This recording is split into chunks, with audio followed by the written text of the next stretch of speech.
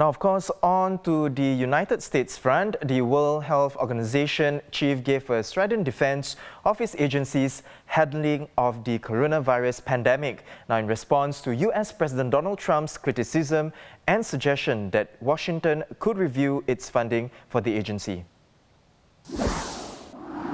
We're close to every nation. We're colorblind. We're, what do you call it? Wells blind. We don't see. For us, rich and poor is the same. For us, weak and strong is the same. The United States and China should come together and fight this dangerous enemy. They should come together to fight it. And the rest of G20 should come together to fight it. And the rest of the world should come together to fight it. This virus is dangerous. Joining me now to give us an update on the situation in the US is our US Bureau Chief, Nirmal Ghosh. Nirmal, earlier this week, US President Donald Trump tweeted light at the end of the tunnel. Yet the US seems a long way from flattening its curve. In fact, on Tuesday, the US saw over 1,800 COVID-19 deaths in a single day, the highest number to date. Where is Donald Trump seeing this light coming from? Right, so this is President Trump trying to pick some small signs and project a sense of optimism to boost morale.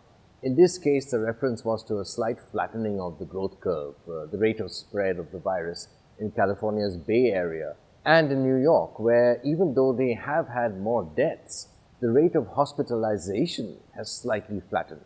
Throughout this, President Trump has tried to project optimism, and in fact, yesterday he defended this, saying as president, he has to project a sense of optimism.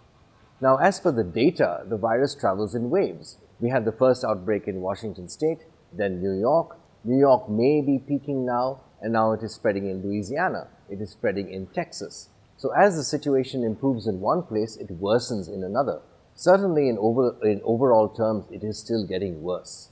The pandemic has also further set back US-China relations, yet China has just released Wuhan from lockdown, which if nothing else is a major victory in terms of morale and PR for China.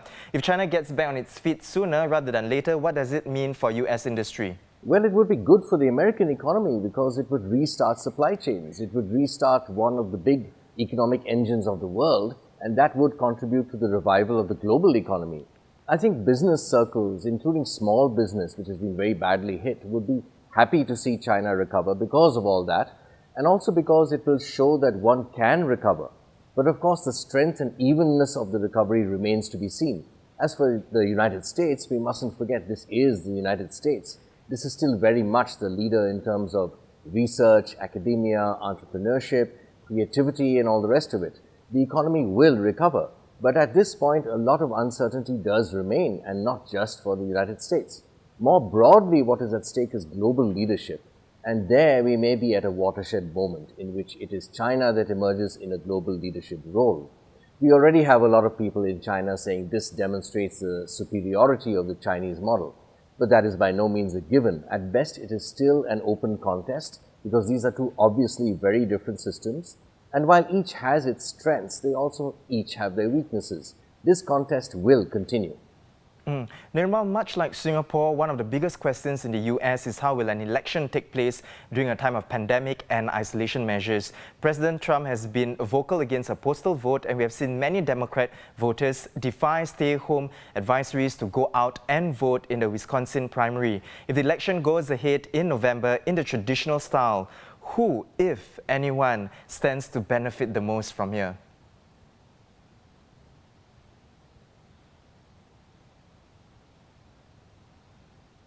First, it looks likely the election will go ahead. At this point, there are too many uncertainties, however, as to who it will benefit. President Trump has spoken out against mail-in ballots, saying they are prone to cheating. The Supreme Court gave the go-ahead for a normal primary in Wisconsin, but it was not unanimous. And some saw it as tantamount to disenfranchisement because it gave you the option as a voter of voting in person and risking catching the virus or staying at home. And there is a theory, of course, that Republican states have been more skeptical of the virus threat in general, and Republicans may turn out in larger numbers. That would certainly benefit President Trump. And if he loses narrowly and there is a lot of mail-in voting, he could claim fraud in the mail-in voting. This is all speculative at the moment. But what is certain is we are heading into a very unusual and potentially fraught election. Well, thank you so much, Nirmal, and as always, it's a pleasure to speak with you.